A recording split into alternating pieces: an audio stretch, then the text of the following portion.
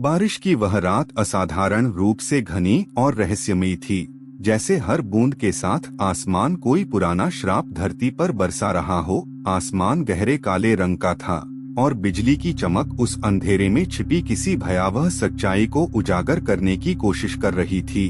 Car के अंदर वर्षा और नील अपनी ही दुनिया में मग्न थे। दोनों का चेहरा कभी रोशनी में आता, कभी छिप जाता। रेडियो पर गूंजती एक पुरानी मोहब्बत भरी धुन उनकी हंसी के साथ घुलती जा रही थी, जैसे बारिश और संगीत की भाषा में उनकी आत्माएं आपस में संवाद कर रही हों। रास्ता सुनसान था, दोनों ओर घना जंगल था जो सिर्फ काली स्याही सा नजर आता था, और बीच बीच में बिजली की कौंध से लगता था जैसे वो जंगल सांसें ले रहा हो। कोई अदृश्य शक्ति वहाँ हर पत्ती के पीछे, हर तने के बीच उन्हें देख रही हो। तभी अचानक एक झटका सा लगा। नील ने जोर से ब्रेक मारा, क्योंकि सामने सड़क के किनारे एक परछाई उभरी थी, धुंधली और स्थिर, जैसे इंसान नहीं बल्कि किसी चित्र की छाया हो जो अब जिंदा हो चुकी है। वो आदमी बेहद दुबला-पतला था, एक फटी पुरानी कमीज पहने, सिर से पैर तक भीगा हुआ, लेकिन उसके कपड़े भीगने से ज्यादा अजीब बात थी उसका चेहरा, जो पहले तो छाया में था, लेकिन जैसे ही कार की हेडलाइट पड़ी, लगा मानो उसका चेहरा समय के किसी पुराने कालखंड से निकला हो, जैसे वो सदियों से बारिश में खड़ा हो और उसका मांस अब सड़ने लगा हो। उसकी आंखें लाल नहीं बल्कि राख जैसी थी, और उनकी गहराई में ऐसा खालीपन था जो देख लेने भर से सीने में भारीपन महसूस हो। वो बोला, कृपा होगी साहब, थोड़ी दूर छोड़ दें। उसकी आवाज धुंधली नहीं बल्कि साफ थी, लेकिन उसमें कोई गूंज थी, जैसे वो आवाज बाहर से नहीं, कार के भीतर कहीं बज रही हो। नील ने थोड़ी हिचकिचाहट के बाद कार का पिछला दरवाजा खोला और वो आदमी अंदर आ बैठा। उसके साथ ही कार के अंदर का तापमान एकाएक गिर गया, जैसे किसी बर्फीले पहाड़ की हवा घुस आई हो। रेडियो की धुन डगमगाने लगी और अचानक कुछ सेकंड के लिए रेडियो से सिर्फ फुसफुसाहट सुनाई दी, जैसे कोई स्त्री कोई मंत्र बुदबुदा रही हो। वर्षा ने धीरे से नील का हाथ दबाया, उसकी हथेली ठंडी हो गई थी। वो कुछ कहना चाहती थी, लेकिन उसके शब्द जैसे गले में ही अटक गए थे। तभी उस आदमी ने पीछे से बोला, आप बहुत अच्छे लोग हैं, लेकिन कुछ रास्ते वापसी के लिए नहीं होते। उसकी इस बात पर नील ने रियर व्यू मिरर देखा। अब उसका चेहरा दिखाई दे रहा था और वो पहले जैसा नहीं था।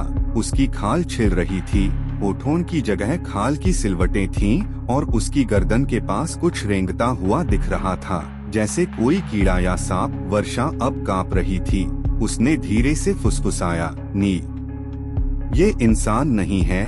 नील ने कार की स्पीड बढ़ाई, लेकिन जैसे ही स्पीडोमीटर 80 पार किया, कार के शीशों पर खून की लकीरें उभरने लगीं। बारिश की बूंदें अब लाल हो गई थीं और रेडियो से किसी बच्ची की हंसी सुनाई दी। वो हंसी धीरे धीरे रोने में बदल गई और फिर अचानक चीख में। नील ने एक झटका दिया और कार रोक दी, लेकिन अब वो पीछे बैठा आदमी सीट पर नहीं था। वो सामने बोनट पर बैठा था, उसका चेहरा अब बिल्कुल सामने था। नील ने चीख मारी, लेकिन उसकी चीख बाहर नहीं निकली। उसने देखा कि बोनट पर बैठा वो अब वो नहीं बल्कि वही होटल का मालिक है जिसे वो कुछ मिनट पहले मिले थे, लेकिन उसके चेहरे पर अब नाखून उग आए थे, जबड़े फैल चुके थे और उसकी आंखों में सफेद अंधापन था, जैसे वो देख नहीं रहा बल्कि महसूस कर रहा था कि कौन कहाँ है। तभी उसने बोनट से छलांग लगाई और सीधा विंडशील्ड पर लटक गया। नील ने वाइपर चलाने की कोशिश की, लेकिन वो उसकी आंखें नोचने लगा। शीशा फूटने की कगार पर था। वर्षा ने चीखते हुए दरवाजा खोला और भागने की कोशिश की, लेकिन जैसे ही वो बाहर निकली, सड़क गायब हो गई।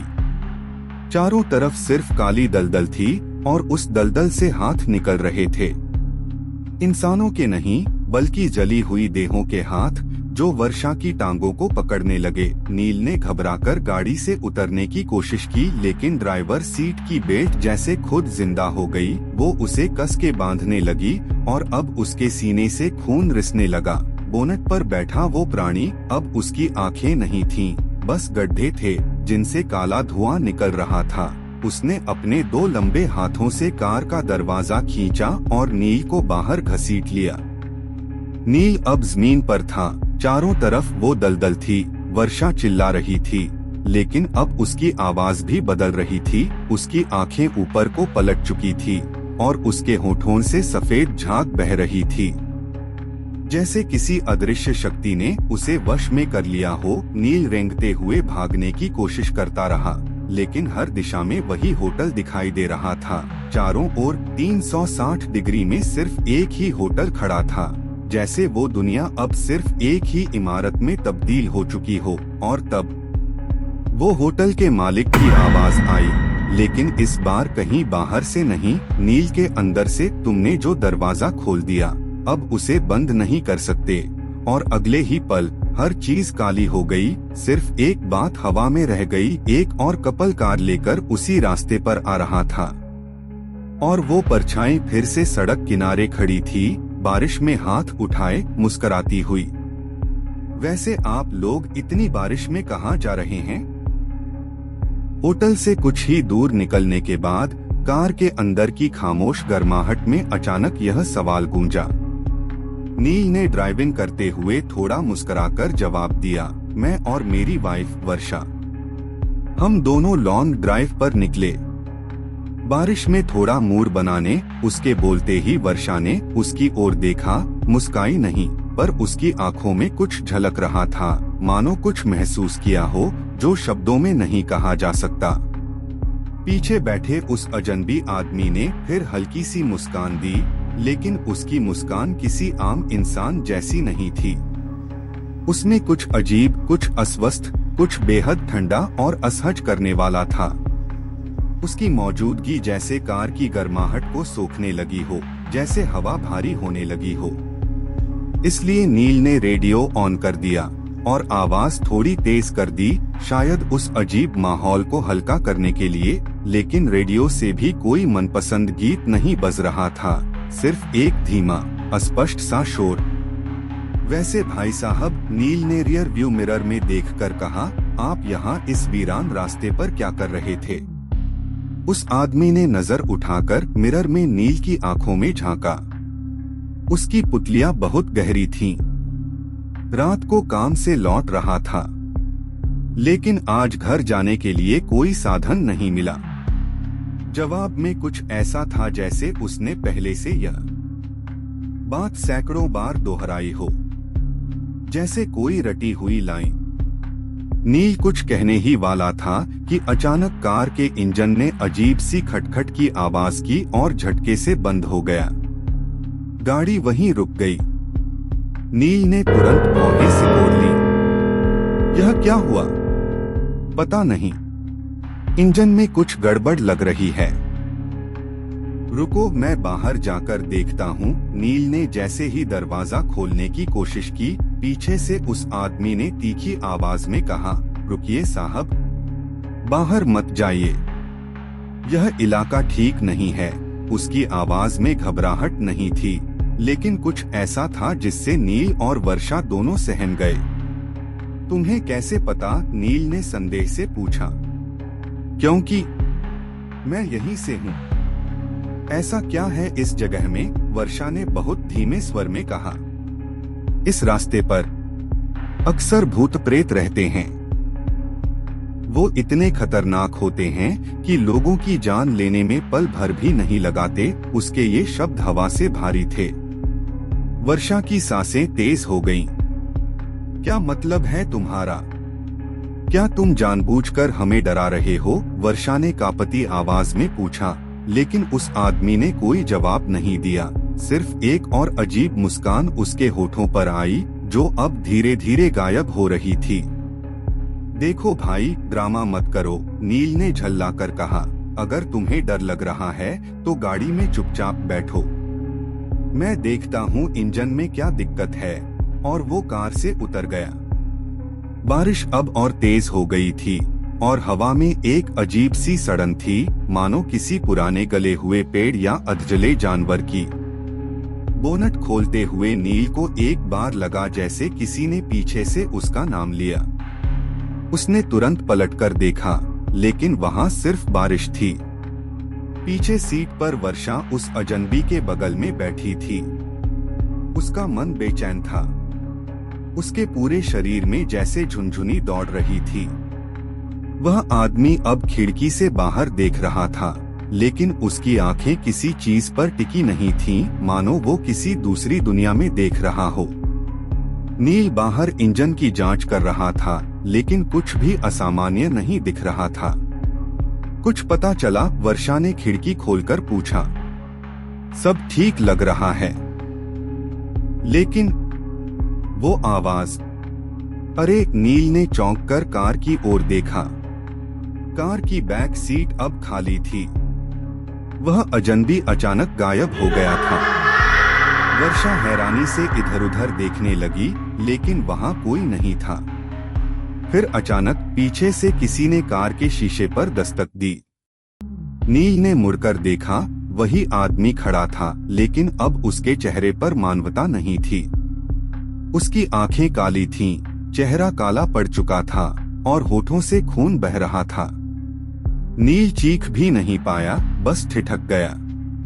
उसी क्षण वह आदमी गाड़ी की ओर झपटा। उसका चेहरा इंसानी नहीं था। वह अब एक भीट बन चुका था, पानी से भीगा, सड़ा हुआ, अंधेरे में पिघलता हुआ सा। उसका हाथ शीशे से आर पार हो गया, मानो वह ठोस नहीं था। वर्षा चिल्लाई। नील ने हड़बड़ाकर ड्राइविंग सीट पर छलांग लगाई और कार स्टार्ट करने की कोशिश की। इंजन पहली बार में नहीं चला। बाहर वो प्रेत कार पर झुक रहा था। उसके चेहरे पर भूख थी, भयानक अमानवीय भूख। दूसरी बार इंजन गरजा और कार चल पड़ी। पीछे से जोरदार चीख आई, लेकिन नील ने पीछे नहीं देखा। कार बारिश को चीरती हुई अंधेरे में दौड़ गई। वर्षा ने झाड़ियों की ओर देखा, आंखें चौड़ी हो गईं। कुछ था वहां, कोई आकृति झुकी हुई, घुटनों के बल चलती हुई। उसका दिल जोर से धड़कने लगा। नील, नील! उसने चीखने की कोशिश की, पर गला जैसे सूख गया हो। उस आकृति की हरकतें इंसानी नहीं लग रही थीं। वो घिसटते हुए जमीन पर आगे बढ़ रही थी, और जैसे जैसे करीब आ रही थी, वर्षा को महसूस होने लगा कि उसके पैरों की जड़ें जम गई हैं। वो हिल नहीं पा रही थी। नील और वो अजनबी कुछ दूर खड़े होकर सड़क पर झांक रहे थे। अजनबी कुछ बुदबुदा रहा था, कोई मंत्र या फिर प्राचीन शब्द जो वर्षा की समझ से परे थे। तभी नील ने पलटकर देखा। वर्षा कहाँ गई? वो उसकी आवाज में बेचैनी थी। लेकिन जब वो पीछे मुड़ा, तब उसने देखा वर्षा झाड़ियों के पास खड़ी है, बिल्कुल जड़, और उसके सामने जमीन पर कुछ सरकता हुआ। नील दौड़ा। वर्षा, हटो वहां से! वो चिल्लाया, लेकिन बहुत देर हो चुकी थी। वो आकृति जो अब और साफ दिख रही थी, एक औरत थी, मगर उसका चेहरा धुंध से ढका था। उसके लंबे बाल पानी में भीगकर चेहरे से चिपके हुए थे, और आंखें नहीं, वहां आंखें नहीं थी, बस दो गहरे काले गड्ढे। उसकी सांसें धौंकने की तरह चल रही थीं, जैसे सालों से कोई बंद कमरे में फंसा हो और पहली बार हवा मिली हो। वर्षा के सामने वो अब बिल्कुल सीधी खड़ी थी, बिना कोई आवाज किए, बिना कोई हरकत किए। नील चीखता हुआ पहुंचा, लेकिन जैसे ही वो औरत की ओर झपटा, एक जोर की हवा चली और चारों ओर धूल धुंध फैल गई। कुछ पल को सब कुछ अदृश्य हो गया। नील की आंखों में धूल, हाथ हवा में लहराते हुए वर्षा को टटोलने लगे। वर्षा, कहाँ हो? वो चीखता रहा, लेकिन कोई जवाब नहीं आया। और जब धूल छंटी, वहां कोई नहीं था। वर्षा गायब थी। नील वहीं घुटनों पर गिर पड़ा, उसकी सांसें तेज, आंखें बेकाबू। वर्षा, कहाँ गई तुम? वो बुदबुदाता रहा। लेकिन तभी पीछे से अजनबी की आवाज आई, कहाँ थाना साहब? होती रहती हैं यहाँ ऐसी चीजें। नील पलटा, उसकी आंखों में आग थी। कौन थी वो? क्या था वो? मेरी बीवी कहाँ गई? अजनबी ने एक लंबा सांस लिया, फिर धीरे धीरे कहा, ये सड़क, ये रास्ता, ये कोई आम जगह नहीं। इसे लोग भूल चुके हैं, लेकिन ये तुम्हें नहीं भूलती। जो भी इसकी सीमाओं में दाखिल होता है, कुछ न कुछ छोड़ कर ही जाता है, कोई याद, कोई इंसान, या कभी कभी खुद की होशोवास। बकवास बंद करो, नील गर्जा, मुझे मेरी पत्नी चाहिए। मुझे बताओ वो कहाँ है। लेकिन अजनबी ने बस उसकी ओर देखा, आंखों में अजीब सी करुणा, जैसे वो सब पहले भी देख चुका हो। फिर उसने धीमे से कहा, आप अकेले नहीं हैं साहब। इस रास्ते ने कईयों को निगला है। और आज की रात, सावन की आखिरी बौछार, इस रात ये रास्ता सबसे ज्यादा जागता है। क्या मतलब है तुम्हारा? नील कांपती आवाज में बोला। मतलब ये, अजनबी आगे बढ़ा, कि आपकी बीवी इस वक्त वहाँ है जहाँ ये रास्ता चाहता है, बीच में, समय के उस धागे पर जहाँ जिंदा और मुर्दा के बीच की दीवार बहुत पतली है। अगर आप उसे पाना चाहते हैं तो आपको उसकी ही तरह खोना होगा, सब कुछ छोड़कर। क्या करूं मैं? नील की आवाज टूटी हुई थी। कहाँ जाऊं? अजनबी ने अपनी जेब से एक छोटा सा पोटली निकाला, कपड़े में लिपटी, लाल धागों से बंधी हुई। ये लो, उसने कहा, इसमें वो है जो रास्ते को शांत रखेगा। इसे लेकर उस झील तक जाओ जो थोड़ी दूर पर है, बाएं मोड़ के बाद। वहाँ सब शुरू हुआ था, और शायद वहीं सब खत्म भी हो सके। लेकिन याद रखो, तुम्हारे पास बस एक मौका है। एक बार सूरज की पहली किरण पड़ी तो जो गया वो गया। नील ने पोटली ली, हाथ कांप रहे थे, लेकिन आंखों में फिर से एक दृढ़ता आई थी। उसने कार की ओर देखा, लेकिन कार अब भीग चुकी थी, अंदर जाने की हिम्मत नहीं हुई।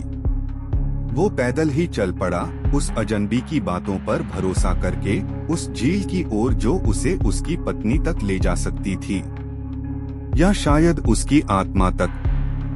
हर कदम पर बारिश तेज होती जा रही थी, जैसे बादल भी इस कहानी का हिस्सा हो। हवा में अजीब सी गंध भर गई थी, भीगे हुए लोहे, पुराने फूलों और कुछ और, जो नील पहचान नहीं पा रहा था। रास्ता अब कच्चा हो चला था, हर जगह कीचड़, झाड़ियों में से अजीब सी आवाजें, जैसे कोई धीमे धीमे उसका नाम पुकार रहा हो, नील, नील। उसने पोटली को कसकर पकड़ लिया, दिल ही दिल में एक दुआ बोली। कुछ दूर चलने के बाद अंधेरे में उसे वो झील दिखी, काली, शांत और असंभव रूप से स्थिर। पानी में कोई लहर नहीं, कोई हलचल नहीं, जैसे समय वहीं थम गया हो। किनारे पर एक पुराना पेड़ था, आधा झुका हुआ, उसकी जड़ें पानी में घुसी हुई। नील वहां पहुंचा और पोटली को धीरे से झील में प्रवाहित किया, जैसे अजनबी ने कहा था। और तभी झील में हलचल हुई। लेकिन उसके बाद क्या हुआ? उस रात की बारिश कुछ अलग थी, न सिर्फ आसमान से गिरती बूंदों की तीव्रता में, बल्कि उस हवा की बेचैनी में भी जो कांच के शीशों को कांपने पर मजबूर कर रही थी। वर्षा, एक आम सी लड़की जो सिर्फ ऑफिस से लौट रही थी, नहीं जानती थी कि वो एक बस स्टॉप पर भीगती हुई खड़ी होकर किस मुसीबत को न्योता दे रही है। शहर के बाहर का इलाका था, चुपचाप, सुनसान और घने पेड़ों से ढका। तभी हेडलाइट्स की हल्की पीली रोशनी उसे चौंकाती है। एक पुरानी सी सेडान धीरे से उसके सामने आकर रुकती है। शीशा नीचे होता है। कहाँ जाना है? आवाज में थकावट है, लेकिन मुस्कुराहट भी। अंदर बैठा आदमी खुद को नील बताता है और कहता है कि वो शहर की तरफ ही जा रहा है, चाहो तो लिफ्ट ले सकती हो। वर्षा पहले मना करती है, फिर जब एक तेज बिजली पास के खंभे पर गिरती है और पीछे की तरफ पानी एक छोटे तालाब में बदल चुका होता है, वो मजबूरी में कार का दरवाजा खोल लेती है। अंदर की गर्माहट और बारिश से बाहर की दुनिया जैसे दो अलग जहान लगते हैं। कुछ किलोमीटर बाद एक आदमी रास्ते में हाथ हिला रहा था। नील कार धीरे करता है और उससे कहता है, देखो मैं कहूँगा तुम मेरी पत्नी हो, रास्ता सुनसान है। जमाना अच्छा नहीं। वर्षा हैरान होती है लेकिन चुप रह जाती है।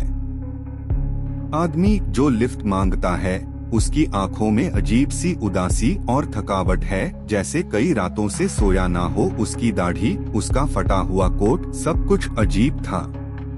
लेकिन उसने विनम्रता से धन्यवाद कहा और पीछे की सीट पर बैठ गया। फिर कुछ समय तक कोई कुछ नहीं बोला, सिर्फ वाइपर की आवाज, बारिश की थपकियां और दूर से आती कुछ बिजली की गड़गड़ाहट। नील बार बार रियर मिरर में उस आदमी को देख रहा था और उस आदमी की नजरें स्थिर थीं, जैसे वो शीशे में नहीं बल्कि नील के भीतर झांक रहा हो। तभी नील अचानक कार रोकता है। माफ कीजिए, मुझे जरा वॉशरूम जाना है। यहीं पास में एक ढाबा है, मैं बस 1 मिनट में आता हूँ। ढाबा सुनसान था, बस एक टूटी हुई बेंच और एक बल्ब जो झपक रहा था। नील भागते हुए अंदर चला गया। वर्षा अकेली रह गई और तभी पीछे बैठा वो आदमी धीरे से कहता है, क्या तुम सच में उसकी पत्नी हो? वर्षा झूठी मुस्कुराहट के साथ कुछ कहने ही वाली थी, लेकिन तभी उस आदमी ने एक और सवाल पूछ लिया, अगर नहीं हो तो इतनी रात को उसकी गाड़ी में क्यों बैठी? उसकी आवाज में शक नहीं बल्कि अजीब सा अपनापन था, लेकिन एक ठंडापन भी जो वर्षा को खटकने लगा। फिर कुछ मिनटों बाद नील वापस आया, लेकिन अब उसका चेहरा बदला हुआ था, पसीने से तर, आंखों में डर। हमें अभी निकलना होगा, उसने बस यही कहा। कार फिर चलने लगी, पर नील गुमसुम था। करीब आधा घंटा बीत गया। कार एक पुराने पुल के पास पहुंची और अचानक ही बंद हो गई। शायद इंजन में पानी चला गया, नील बड़बड़ाया। तभी वर्षा ने बाहर कुछ देखा, एक परछाई जो पुल के नीचे से धीरे धीरे आ रही थी। कोई है वहां? उसने नील से कहा। नील और वो आदमी दोनों बाहर निकले। वर्षा भी पीछे पीछे गई, पर वहां कोई नहीं था।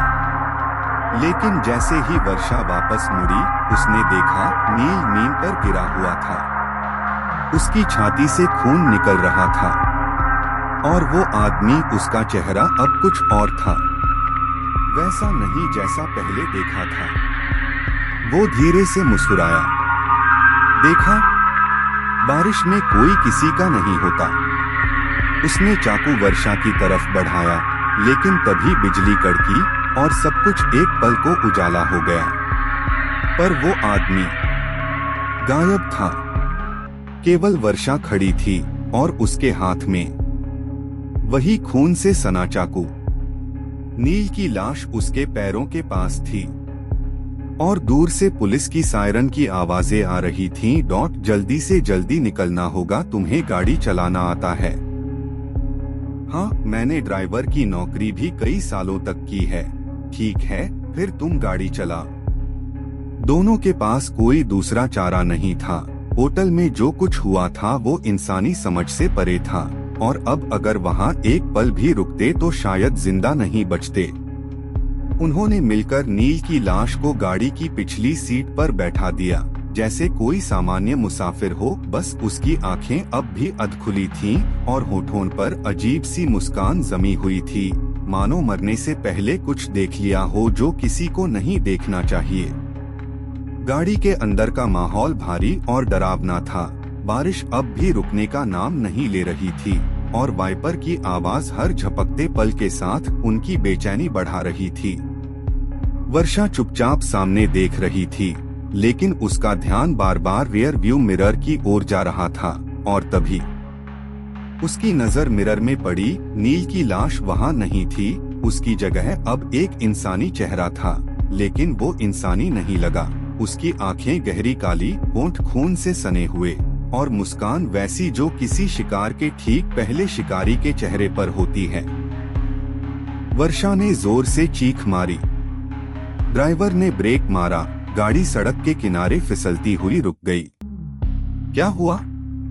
क्यों चीखी तुम? वो घबराया हुआ था। वो पीछे नील जिंदा है, उसने कांपती उंगली से पीछे इशारा किया। ड्राइवर ने पीछे देखा, वहां नील की लाश ही थी, वैसे ही टेढ़ी होकर बैठी हुई। उसकी गर्दन एक तरफ झुकी हुई थी, जैसे कोई उससे कुछ कहने की कोशिश कर रहा हो। मैडम, डराइए मत, पहले ही डरे हुए हैं हम। देखिए, सब कुछ जैसे आपने रखा था वैसे ही है। वर्षा ने भी पीछे मुड़कर देखा, सब कुछ वैसा ही था। तो फिर उसने मिरर में क्या देखा था? वहम या कुछ और? ड्राइवर ने गाड़ी स्टार्ट की और कहा, इससे पहले कि कुछ और हो, चलिए इसे कहीं दफना देते हैं। जंगल पास ही है। दोनों ने मिलकर लाश को घसीटा। बारिश में कीचड़ उनके कपड़ों से चिपक चुका था, जूतों में पानी भर गया था, सांसें तेज थीं। थोड़ी ही देर में उन्हें एक बड़ा सा गड्ढा मिल गया और उन्होंने वहीं लाश को धकेल दिया। ऊपर से पत्ते और मिट्टी डाल दी, जैसे वो उसकी आत्मा को भी ढकना चाहते हों। बारिश तेज हो गई थी, अब वापसी की बारी थी। जब दोनों गाड़ी के पास लौटे तो एक सवाल सामने खड़ा हो गया, अब इस गाड़ी का क्या करें? इससे तो पुलिस को शक होगा। ड्राइवर ने कहा, थोड़ी दूर एक दलदल है, वहाँ छोड़ देते हैं, हमेशा के लिए डूब जाएगी। लेकिन जब वो दोनों फिर से गाड़ी के पास पहुँचे और ड्राइविंग सीट पर बैठना चाहा, तो देखा सीट पर नील बैठा हुआ था, पूरी तरह जिंदा। चलो, मैं तुम्हें छोड़ देता हूँ, वो बोला और उसकी आवाज गूंज बनकर चारों ओर फैल गई। वर्षा और ड्राइवर हक्के बक्के रह गए।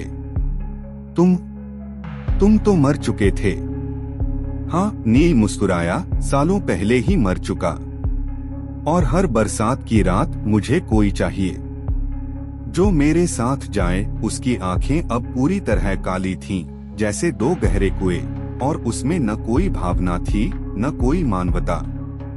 वर्षा और ड्राइवर भागने लगे, लेकिन नील अब उनके सामने था, किसी हवा की तरह वहां प्रकट हो गया, मानो समय और दूरी उसके लिए कोई मायने न रखते हों। रुक जाओ, उसकी आवाज अब चारों दिशाओं से आ रही थी, जैसे खुद बारिश बोल रही हो। और तभी बिजली कड़की, आकाश चीरता हुआ एक प्रकाश उनकी आंखों को चुभा गया, और उनके चीखने की आवाजों ने उस सुनसान जंगल के सन्नाटे को चीर दिया। अगली सुबह स्थानीय पुलिस को उस रास्ते पर एक जली हुई गाड़ी मिली, और कुछ दूरी पर एक दलदल के किनारे दो अधजली लाशें, एक आदमी और एक औरत। और सबसे अजीब बात ये थी कि गाड़ी की ड्राइविंग सीट पर एक ताज़ा फूल रखा हुआ था, चमेली का, ठीक वैसा जो होटल के कमरे में टेबल पर रखा था। स्थानीय लोगों का कहना है कि हर बारिश की रात उस सड़क पर एक गाड़ी दौड़ती है, उसमें एक आदमी होता है जो मुसाफिरों को अपने साथ ले जाना चाहता है। उसका नाम नील है और उसकी मंजिल अब भी कोई नहीं जानता। होकर लोगों को लिफ्ट देता है, लेकिन जो भी उसमें लिफ्ट लेता है उसके बाद वो कभी नहीं मिलता है। इस बात को गांव वाले वर्षों से कहते आ रहे हैं, लेकिन कोई भी यह साबित नहीं कर पाया कि असल में उस गाड़ी में ऐसा क्या है जो लोग उसमें बैठते ही गायब हो जाते हैं। कहते हैं बरसात की रातें इस इलाके में हमेशा कोई ना कोई अनहोनी साथ लाती हैं, और खासकर वो सड़क जो पुराने जंगल के बीच से होकर गुजरती है, वहाँ आज तक कोई सुरक्षित वापस नहीं लौटा, अगर उसने गलती से भी उस सफेद एम्बेसडर कार में कदम रखा हो। कुछ कहते हैं कि वो कार असल में नहीं चलती, वो सिर्फ दिखती है। उसके टायर कभी गीले नहीं होते, उसके शीशों पर कभी बारिश की बूंदें नहीं टिकती, और उसके अंदर बैठा ड्राइवर कभी आंखें नहीं झपकाता। और यही सब बातें वर्षा के मन में घूम रही थीं, जब उस अजनबी ने लिफ्ट देने की बात कही। पहले तो वो डर गई, नहीं, मैं चली जाऊंगी, आप परेशान मत होइए। पर जैसे ही उसने पीछे मुड़कर देखा, सड़क पूरी तरह पानी से डूबी थी, दूर दूर तक कोई और वाहन नजर नहीं आ रहा था। और आकाश बिजली से थर्रा रहा था। वह ठिठक गई, कपकपाती आवाज में बोली, ठीक है, बस कुछ दूरी तक छोड़ दीजिए। वह कार में बैठ गई, पर उसे एहसास नहीं था कि उसी पल से उसकी जिंदगी का अंतिम सफर शुरू हो चुका है। गाड़ी की खिड़कियां खुद ब खुद बंद हो गईं। रेडियो अचानक चालू हो गया, जिसमें एक पुराना फटी आवाज वाला गाना बज रहा था, कहीं दूर जब दिन ढल जाए। और जैसे जैसे कार आगे बढ़ती गई, अंधेरा और घना होता गया, मानो सड़क गायब हो रही थी, पेड़ रास्ता बदल रहे थे और बाहर का पूरा वातावरण मानवीय समझ से परे हो चुका था। वर्षा ने अजनबी की तरफ देखा। उसकी आंखें अब भी सीधी सड़क की तरफ थीं, लेकिन शीशे में उसका चेहरा, वो चेहरा अब इंसानी नहीं लग रहा था। नीलापन, सूजी हुई त्वचा और आंखों से बहता कुछ काला तरल। वह कांप उठी, धीरे से दरवाजा खोलने की कोशिश की, लेकिन दरवाजे जाम थे। कहाँ ले जा रहे हो मुझे? उसने चिल्लाकर पूछा। वो पहली बार मुस्कराया, जहाँ तुमने पहले कभी कदम नहीं रखा, जहाँ हर बरसात की रात मेरा इंतजार होता है। तभी पीछे से वही भयानक हंसी सुनाई दी, जिसे उसने कई साल पहले सुना था, बचपन में, जब उसका भाई नील एक हादसे में मारा गया था। वो झुकी और देखा, पिछली सीट पर वही बैठा था, पूरी तरह सड़ा गला, वही स्कूल की यूनिफॉर्म में, और हाथ में पकड़े था वही टूटा हुआ खिलौना जो उस रात बारिश में खो गया था। नील, उसकी सांसें थम गईं, पर जवाब में सिर्फ गूंज थी, तूने मुझे मरने दिया दीदी, अब चल। और उसी पल कार गायब हो गई, जैसे कभी थी ही नहीं। अगले दिन उस सड़क के किनारे सिर्फ एक जोड़ी चप्पल मिली, वर्षा की। किसी ने कार नहीं देखी, किसी ने कोई आवाज नहीं सुनी, और सीसीटीवी में बस एक ब्लैक आउट था, पूरे 17 मिनट का। तब से हर साल सावन की आखिरी रात को कोई न कोई लड़की उसी सड़क पर अकेली दिखाई देती है, लिफ्ट मांगती है और कभी वापस नहीं आती। कहते हैं नील अब ड्राइवर बन चुका है और वर्षा पिछली सीट पर बैठी हर नए शिकार को बुलाती है, वही गाना गाते हुए, कहीं दूर जब दिन ढल जाए।